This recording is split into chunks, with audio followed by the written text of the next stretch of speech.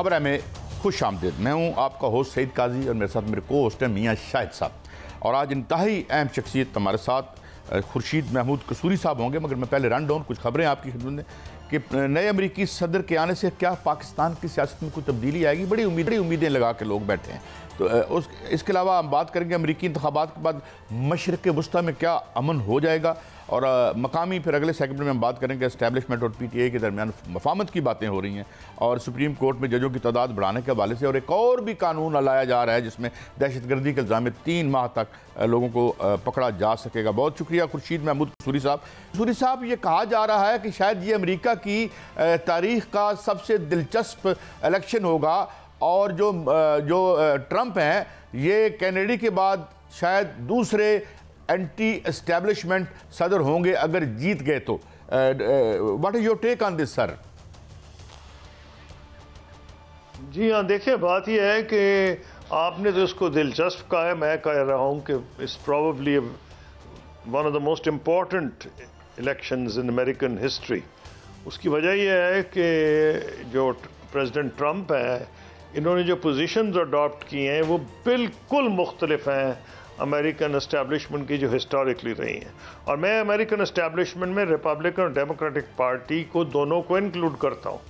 President Trump کی بات میں نہیں کر رہا، یہ خود ان کی پوزیشن مختلف ہے. ہسٹوریکلی ریپبلکن پارٹی ہو یا ڈیموکریٹک پارٹی ہو یہ پرو اسٹیبلشمنٹ ہی سمجھی جاتی تھی اور ٹرمپ کے آنے سے ایک فرق ضرور پڑا ہے.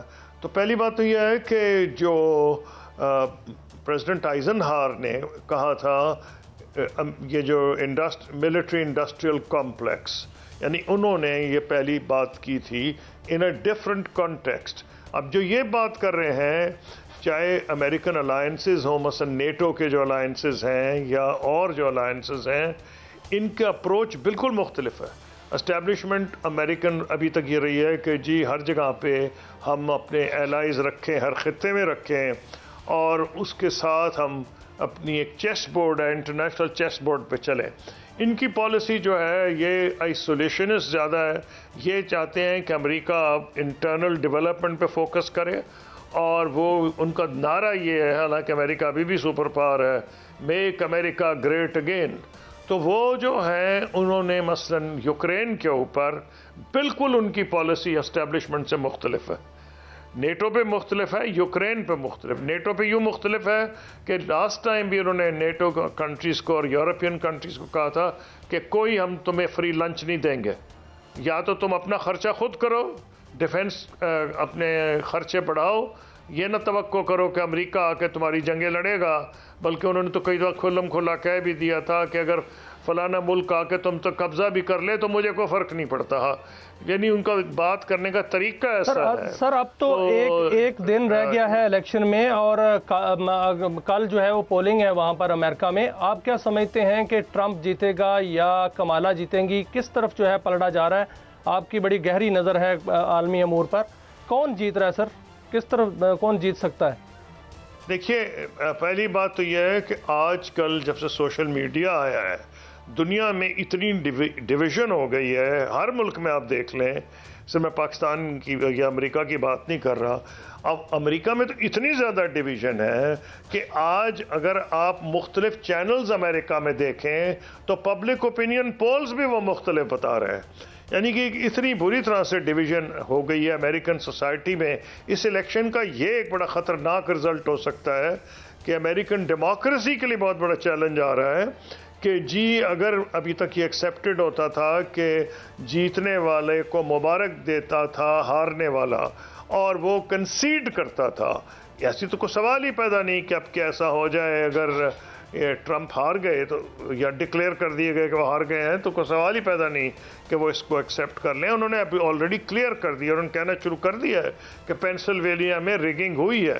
اس سے میں یہ سمجھتا ہوں کہ ایک تو امریکن اندر آپ کہہ رہے ہیں نا کہ بتاؤں، میں تو اس پہ زیادہ نہیں پریڈکشن کر سکتا. یہ کوئی بندہ یا تو کوئی جوتشی ہو تو بتائے، لیکن جو انالیسز آ رہے ہیں کوئی ایک بندے کو لیڈ دے رہا ہے، کوئی 2-3% کو دوسرے کو دے رہا ہے. پھر جو زیادہ کیئرفل لوگ ہیں وہ کہہ رہے ہیں جی بڑا کلوز ہے اور جو بھی آگے ہے وہ مارجن آف ایرر میں ہے, یعنی کہ وہ اوپینین ہی نہیں دے رہے. اس کا یہ مطلب ہوا کہ اوپینین دینے کو ہی نہیں تیار, کیونکہ اتنی بری طرح امریکن سوسائٹی ڈیوائیڈڈ ہے. ساری سوئنگ سٹیٹس پہ گیم آ رہی ہے. جو 6-7 سٹیٹس ہیں ان کا اگر ایک علاقہ لیٹ سے مزنگ سائز کا بھی علاقہ ہو, گلبرگ سائز کا علاقہ ہو, تو الیکشن پہ بدل دے گا امریکہ کا. اتنی کلوز الیکشن ہے کیونکہ جو سوئنگ سر امریکہ کے اندر بڑی تقسیم ہے. آپ کہہ رہے ہیں کہ امریکہ کے اندر بڑی تقسیم ہے, اور جب یہ رزلٹ آئیں گے اور کوئی بھی جیتے گا, کمالا جیتے یا ٹرمپ جیتے, امریکہ کی پالیسیز کیا ہوں گی؟ کیا دوہرا معیار جو امریکہ کا آج تک رہا ہے, ایک طرف جو ہے یوکرائن ہے, دوسری طرف غزہ ہے,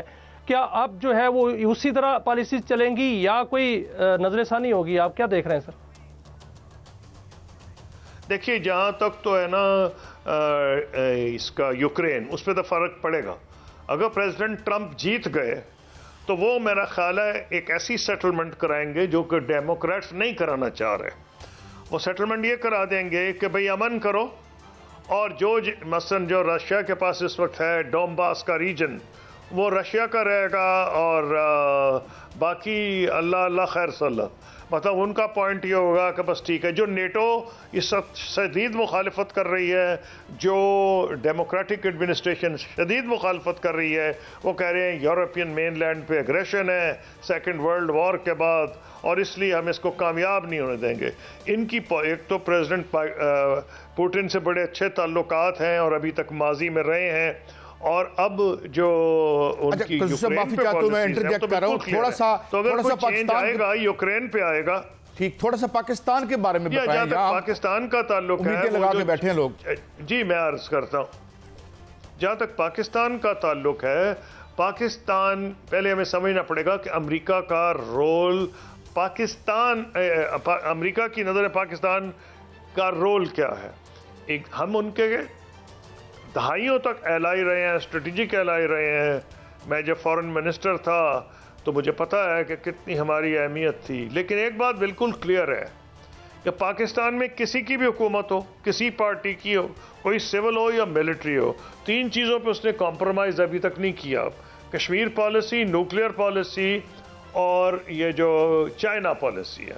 اب مسئلہ آئے گا کہ اگر چائنا پریزیڈنٹ ٹرمپ جیتتے ہیں اور وہ چائنا پہ واقعی وہ کہتے ہیں جو وہ کہہ رہے ہیں, کیونکہ وہاں بھی ایک کنفیوژن ہے, کیونکہ ان کے کئی ایڈوائزرز ایسے ہیں جو مختلف ہیں, جو کہ شاید یہ نہ چاہیں. ان کے انٹرسٹ ہیں چائنا کے اندر, بہت سے جو بڑے بڑے انڈسٹریل گروپس ہیں, لیکن جو ان کے کہنا اس حد تک یہ ہے کہ وہ چائنا کے اوپر زمین تنگ کر دیں گے, 200-100% ڈیوٹیز لگا دیں گے. ان کے جو ایکس امپورٹس ہیں انٹو یونائٹڈ اسٹیٹس, اس کا بڑا زبردست اثر پڑے گا.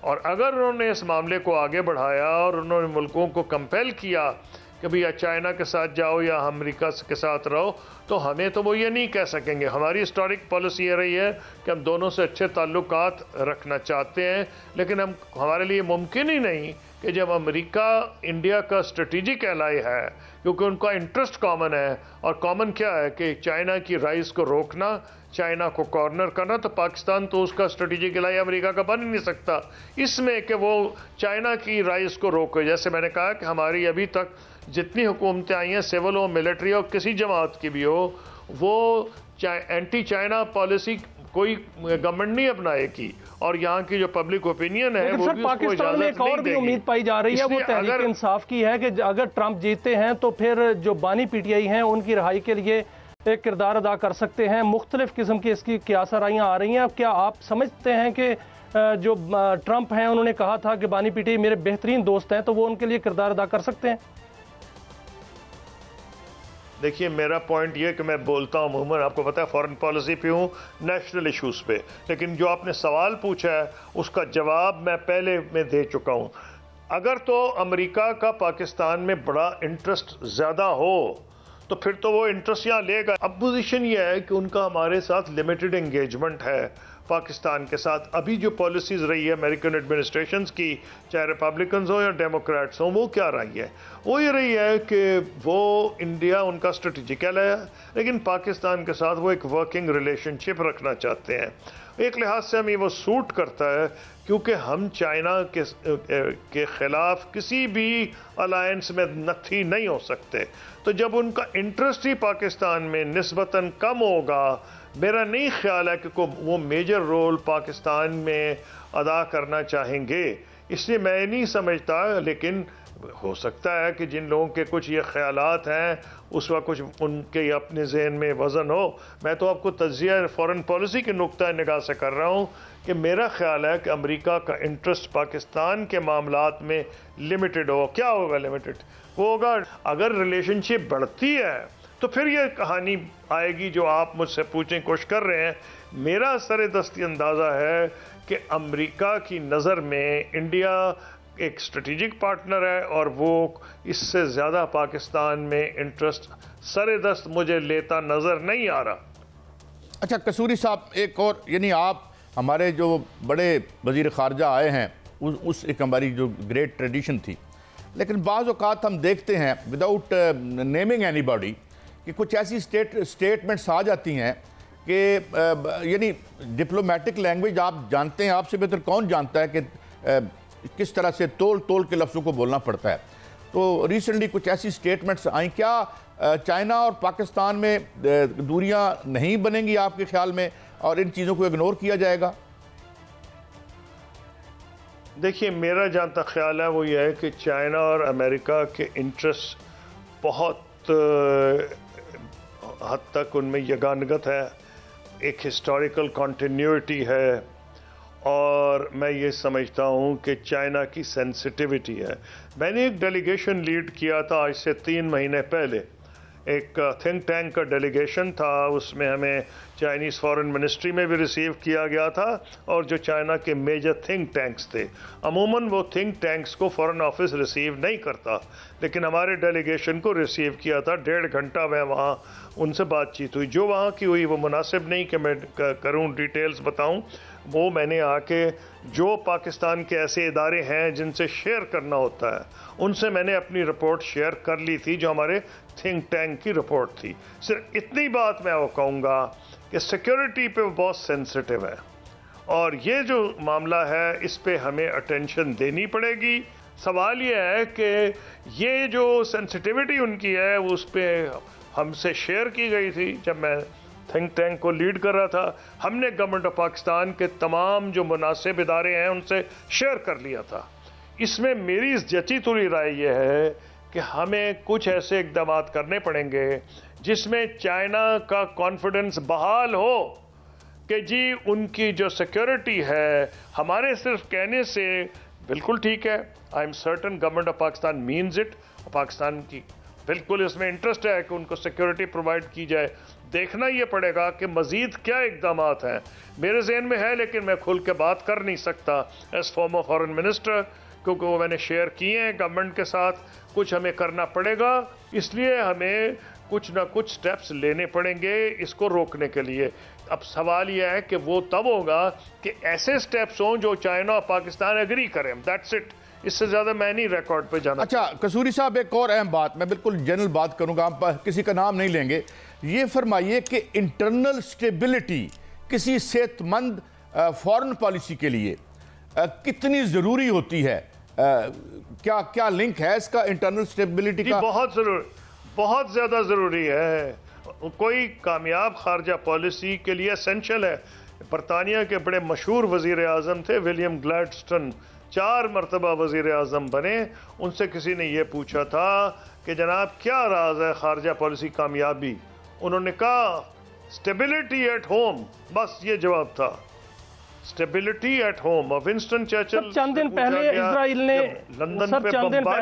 نے ایران پر حملہ کیا تھا اور اب کہا جا رہا ہے کہ ایران بڑا حملہ کرنے جا رہا ہے اسرائیل پہ۔ آپ دیکھ رہے ہیں کوئی بڑا حملہ، کوئی بڑی جنگ جو ہے وہ کی طرف لے جا سکتا ہے؟ دیکھیے میرا نہیں خیال ہے کہ ایران بھی جنگ نہیں چاہتا۔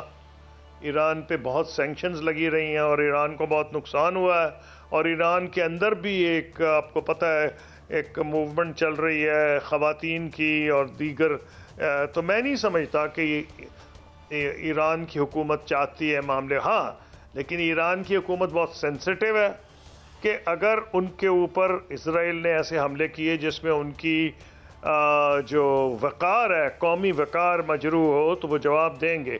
ابھی سردست جو ہوا ہے وہ یہ ہوا ہے کہ جو اسرائیل نے حملہ کیا ہے وہ ایک ویسا نہیں تھا، نہ آئل پہ تھا نہ نیوکلیئر پہ تھا، تو اس کی کچھ وجوہات ہوں گی نا۔ میرے خیال میں وجوہات یہ ہیں کہ جو اتنا مہنگا اسرائیل کا ڈیفنس سسٹم ہے، اسے مثلاً کوئی جرائیکو میزائلز جو ہیں وہ 2-3 ملین ڈالر کا ایک ہے، اور جو ایران بناتا ہے وہ 5 لاکھ کا ہے، 50,000 کا ہے۔ ان کے جو ڈرونز ہیں وہ بہت سستے ہیں۔ پھر وہ دوسری چیز یہ ہے کہ جو انہوں نے میٹیلک ڈوم بنایا ہے جس کو آئرن ڈوم کہتے ہیں، جس میں یہ ان کمنگ میزائلز کو انٹرسیپٹ کرتے ہیں، وہ ہائی فلائنگ بڑی تیز سپیڈ پہ آنے والے ہیں۔ پرابلم یہ ہے کہ وہ اتنے افیکٹو ثابت نہیں ہوئے جب سلو موونگ ڈرونز آتے ہیں۔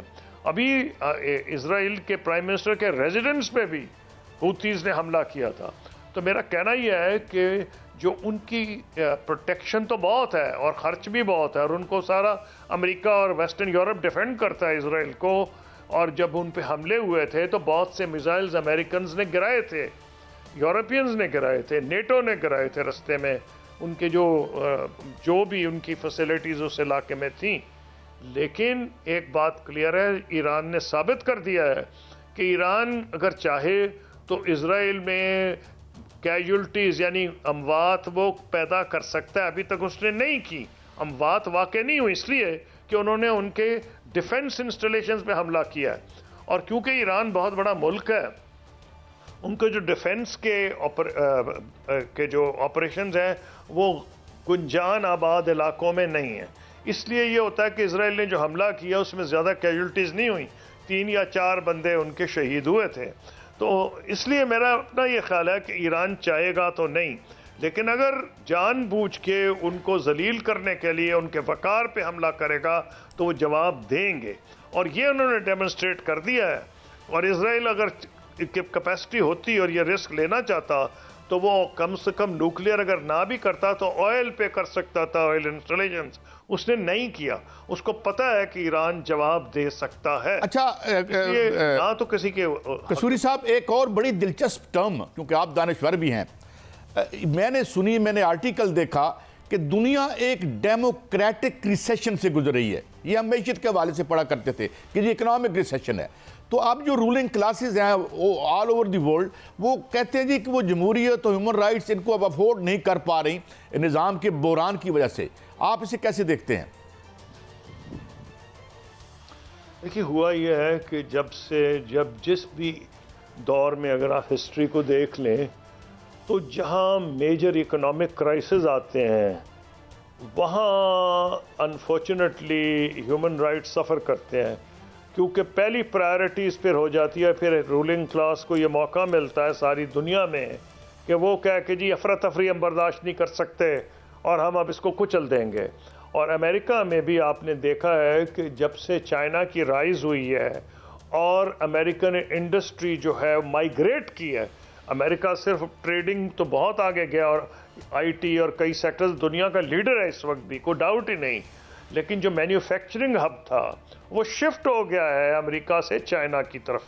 تو اب ان حالات میں اگر آپ دیکھتے ہیں تو وہ یہ ہے کہ اتنی افراتفری امریکہ میں کیوں ہو گئی ہے کہ جب سے وہ 2008 فائنینشیل کرائسس آیا ہے اس وقت معاملات سنبھل نہیں رہے، پھر اس کے بعد یہ آ گیا جو کرونا وائرس کا 2-3 سال اس میں مارے گئے، اس کی وجہ سے ساری دنیا میں انفلیشن ہو گئی کیونکہ خوب پیسہ دیا بینکوں نے تاکہ اکانومیز نہ بیٹھ جائیں۔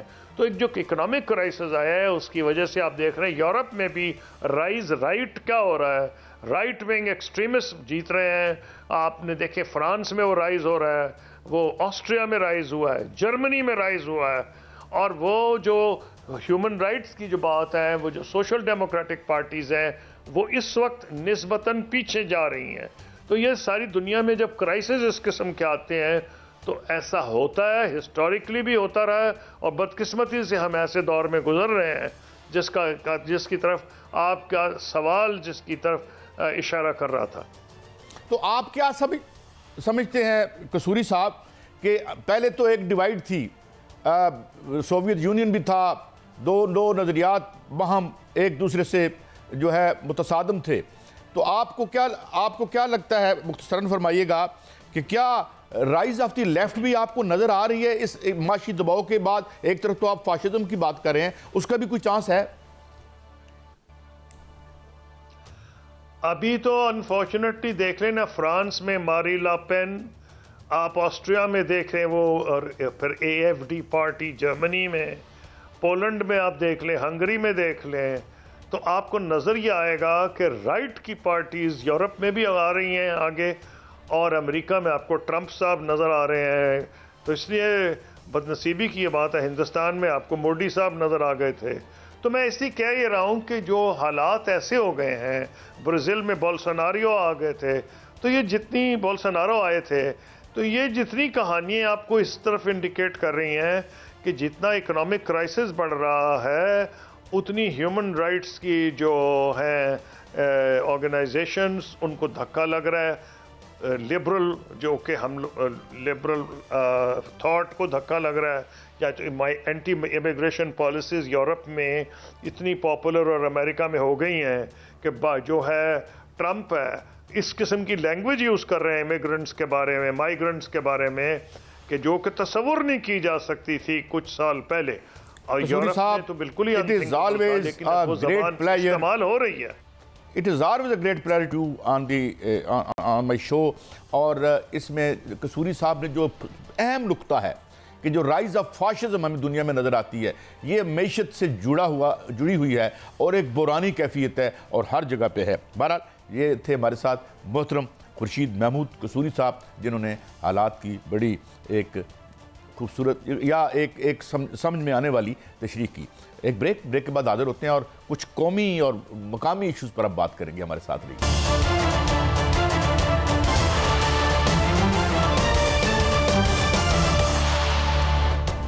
Welcome back.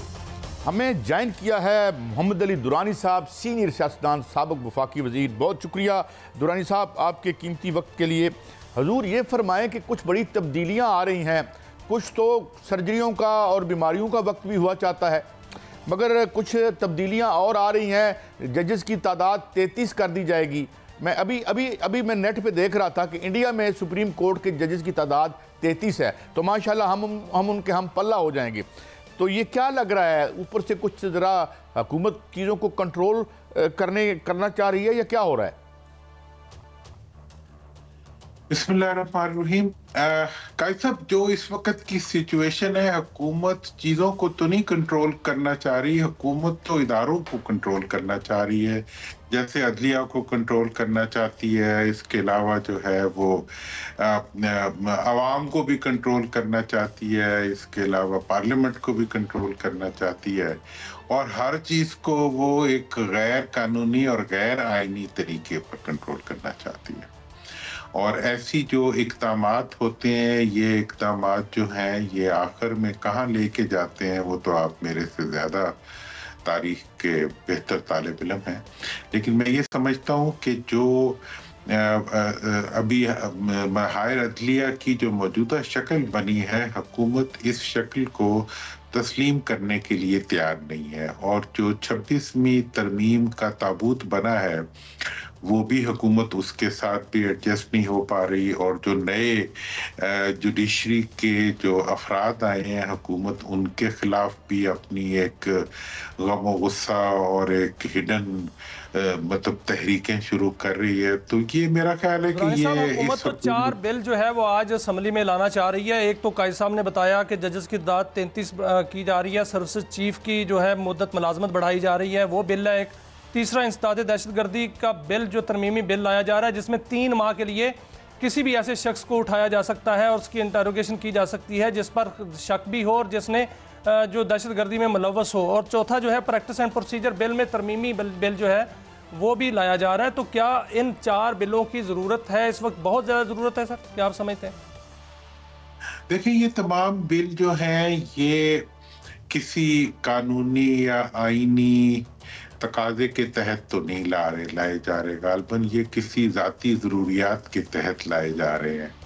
اور ایسے بلز جو ہیں ہم نے بہت دفعہ دیکھے ہیں، اسی پارلیمنٹ میں دیکھے ہیں، اسی میں آئے بھی ہیں گئے بھی ہیں. آپ کو یاد ہوگا 8ویں ترمیم بھی آئی تھی، آپ کو یاد ہوگا 2002 کی ترامیم بھی آئی تھیں، اسی آئین میں آئی تھیں. یحییٰ خان کا LFO بھی آیا تھا جو اس سے پہلے آیا تھا.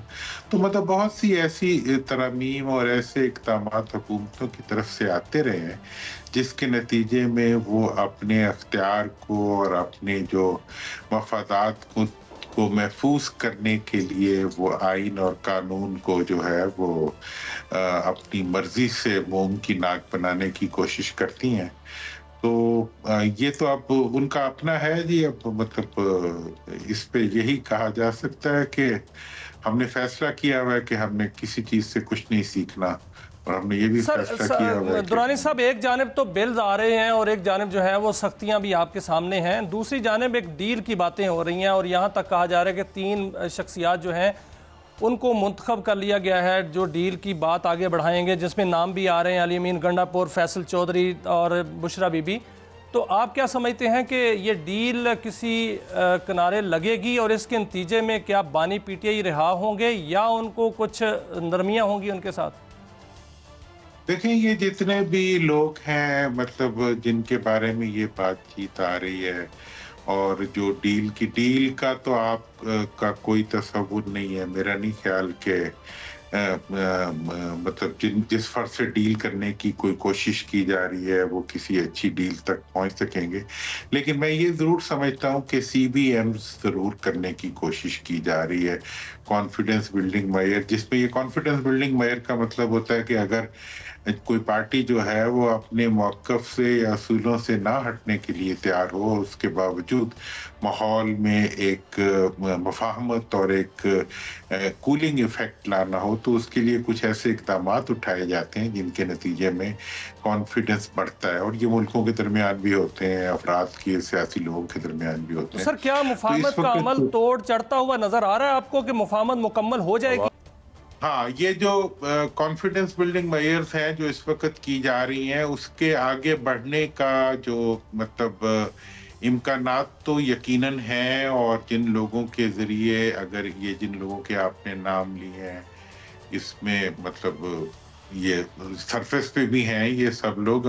علی امین کانفیڈنٹ ہیں بہت زیادہ، میاں صاحب کے اپنا عمران خان صاحب کے، بشرا بی بی سے بھی 12 لیک ہے، فیصل بھی لگے ہوئے. تو میں یہ سمجھتا ہوں کہ یہ تمام، اور اس کے علاوہ اور لوگ بھی جو ہیں جو مسلسل اس کوشش میں لگے ہوئے ہیں کہ کسی طرح سے ماحول کے اندر سے تناؤ کو کم کیا جائے اور ٹکراؤ کے بجائے آگے بڑھنے کے راستے پیدا کیے جائیں.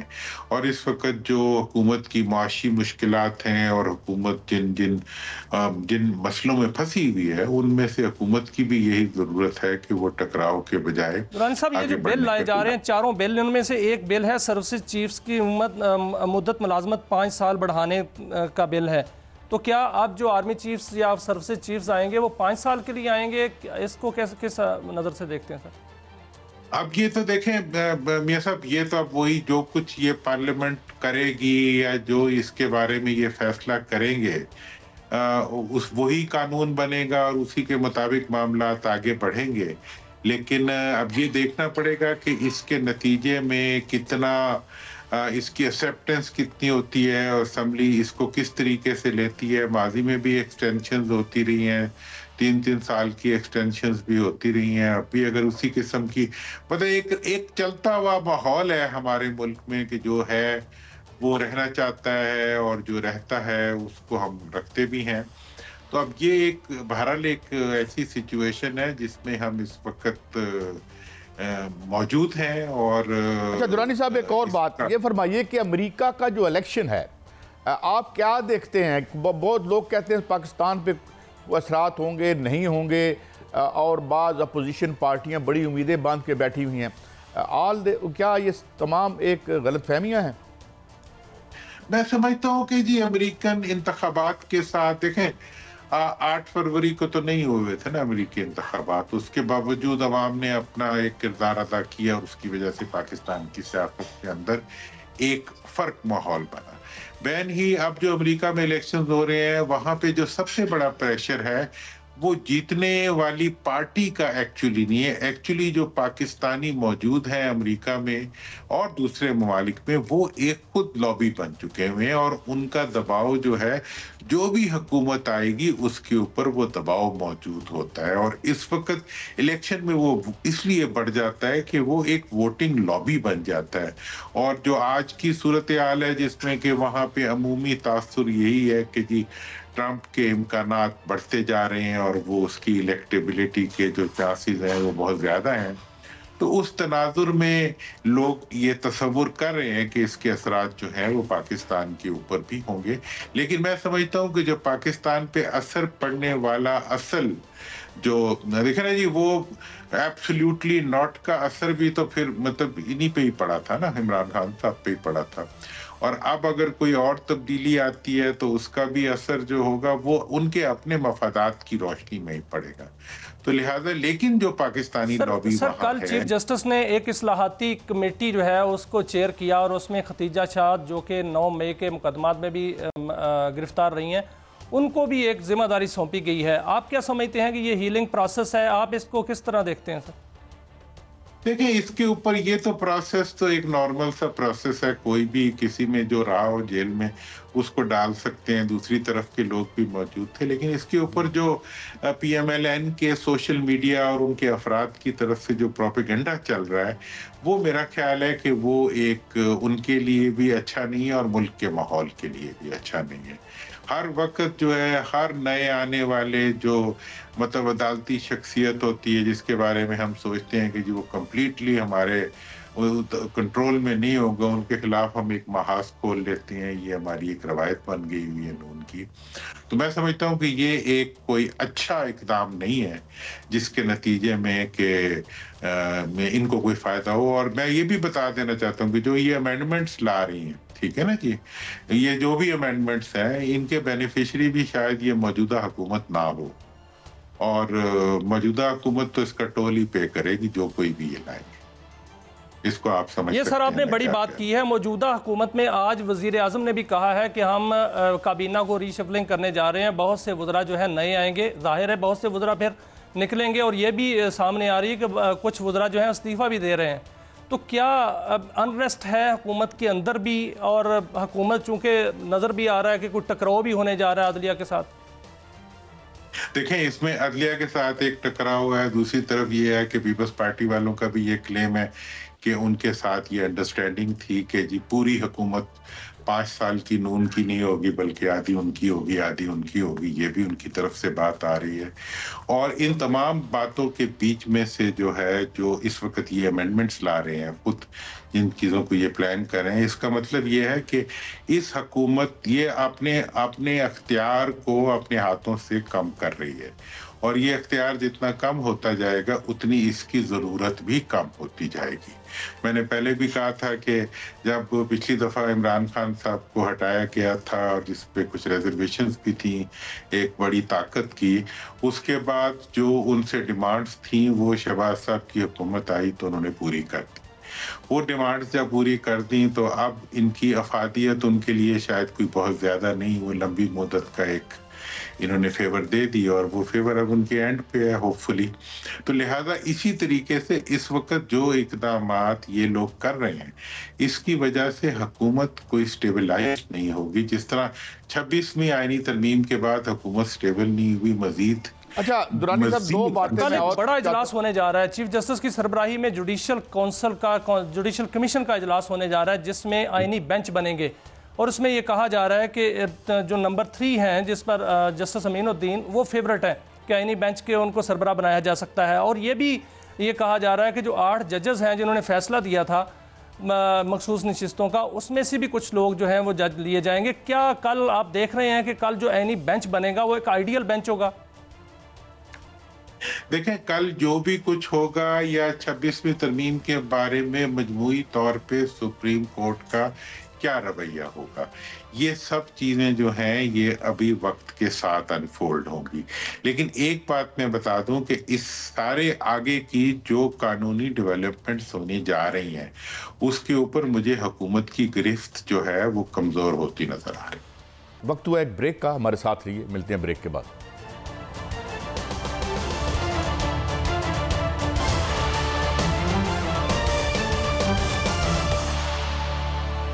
Welcome back. दुरानी साहब, हम ज़ाहिर है इस मुल्क की हर चीज़ गैर मामूली होती है, तो कुछ बीमारियां फिर से अल्लाह ताला सेहतयाब रखे हमारे हुक्मरानों को, बाहर जा रहे हैं। मोहतरमा CM साहबा भी कुछ सर्जरी की बात कर रही हैं, तो इसे हम एक बिज़नेस एज यूजुअली समझें। मियाँ साहब वैसे तशरीफ़ ले गए हैं, क्या कहेंगे?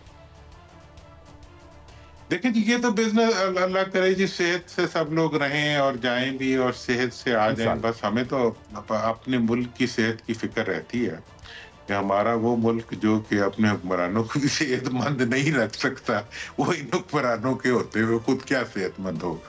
मतलब हमारे, ये तो हमारी बदकिस्मती समझ लेना कि हमारा मुल्क इस पोजीशन में भी नहीं है कि हम अपने। लेकिन दुरानी साहब, एक दिलचस्प बात मैं आपसे शेयर करना चाहता हूँ। 350 बिलियन डॉलर की थी रतन टाटा की जो उसकी दौलत थी, और वो एक इंडिया के अस्पताल में ही वो इस दुनिया से गए, लंबी उम्र भी उन्होंने पाई। हम एक अस्पताल भी अपना यहाँ नहीं बना सके, हम चले इनके लिए बना दें ताकि ये इनको ज़हमत न करनी पड़े बीमारी में बाहर जाने के लिए, हमें तो रहने दें। हमारे तो जो अस्पताल है माशाल्लाह गरीब लोगों के लिए, वो तो लोगों के इंतकाल करने की सहूलत फराहम करते हैं। जी जी जी जी जनाब। काजी साहब, आप हमारे दिल के फफोले जो है ना उनको हमेशा खोलते रहते हैं, ठीक है ना जी, और फिर हम उसमें तड़पते भी रहते हैं। भाई बात ये है कि ये हमारे हुक्मरान तो हैं लेकिन हमारे तो नहीं है ना। देखें, ये वो हुक्मरान है जिनका पाकिस्तान में कुछ नहीं है। मैं तो कहता हूँ कि ये अगर कोई ऊपर की कमाई भी करते हैं तो वो भी पाकिस्तान में नहीं खर्च करते, तो इनका तो सब कुछ ही बाहर है, इसलिए इनका इलाज भी मियां साहब ने एक बड़ी पॉजिटिव कल बात की है कि यार ये PIA मैं खरीद लेता हूँ, या एक पंजाब की हम एक एयरलाइन बना लेते हैं, तो यहाँ भी कोई सरमाए की मतलब मैं यही, हाँ, कभी तो कोई नहीं है ना। देखें जी, अब वो KPK वालों ने कहा जी कि हम PIA खरीद के PIA बनाएंगे उसको, इन्होंने कहा जी हम PIA खरीद के उसको पंजाब एयरलाइन बनाएंगे। मतलब ये है कि इनके जहनों में बादशाहतें हैं, इनके जहनों के अंदर हुक्मरानी है, इनके जहनों के अंदर जो है वो अपने जो दुनिया भर में फैले हुए मालो दौलत के अंबार हैं, उनका एक खुमार है जिसके अंदर जो है ये उसी खुमार में जीतते हैं और उसी खुमार में रहते हैं। इन्हें किसी की परवाह नहीं है कि पाकिस्तान में स्मॉग है या मौत है। हुकूमत तो जो चाहती है वो कर रही है, वो बिल भी पास करा रही है, 26वीं आईनी तरमीम भी पास करा ली, 27वीं जो है वो भी आने वाली है। सब कुछ तो होता जा रहा है, लेकिन वो वकला तहरीक जो है वो सामने नहीं आ रही, ना कोई इत्तेहाद सामने आ रहा अपोजिशन का। और आज अपोजिशन लीडर ने अपनी पार्लिमानी कमेटी में कहा है कि हमारे अंदर जो है वो एक फॉरवर्ड ब्लॉक बनाने की कोशिश की जा रही है, और फॉरवर्ड ब्लॉक उन्होंने बल्कि कहा कि सामने आ रहा है। तो क्या समझते हैं आपकी हुकूमत तो मजबूत तरीन जा रही है, आप समझते हैं कि आइंदा आने वाले दिनों में हुकूमत की कोई मुश्किलात बढ़ेंगी, बल्कि दूसरी तरफ फॉरवर्ड ब्लॉक आ जाएगा? देखें जी, हुकूमत तो अपने लिए सबसे बड़ी मुश्किल तो होता है, और वो हर वो कदम उठा रही है जिसके नतीजे में देखें ना जी, अभी भी आप बजट का शॉर्टफॉल देख लें। इस वक्त जो हुकूमत की जो माशी जितने भी इशारिये हैं उनके साथ जो कुछ हुकूमत कर रही है या जो कुछ हुकूमत की वजह से हो रहा है वो भी हमारे सामने है। मैं समझता हूँ कि जहाँ तक अपोजिशन का ताल्लुक है मुल्क के अंदर, अपोजिशन तो अगले मतलब चंद महीनों में, अगर ये PTI के रेफरेंस से मुझे एक जरूर है कि वो इस चीज को जरूर रीथिंक करेंगे कि इस वक्त मुल्क के अंदर सड़कों की तहरीक से ज्यादा एक सियासी तहरीक की जरूरत है, एक ऑपोजिशन की टुगेदरनेस की जरूरत है, और एक मुत्तहिदा ऑपोजिशन के जरिए एक ऐसी मूवमेंट की जरूरत है जिसके नतीजे में यहाँ होने वाली ज्यादतियों, नाइंसाफियों और लूट मार के बारे में खूब आपने रोशनी डाली इन हालात पर। बहरहाल जितना भी हम ऊपर से कंट्रोल करें, हमें नीचे से कंट्रोल करना पड़ेगा, आवाम को मजबूत करना पड़ेगा, उनके लिए अस्पताल स्कूल बनाने पड़ेंगे। यही हल है। इजाज़त दीजिए, कल फिर मिलेंगे। अल्लाह हाफ़िज़।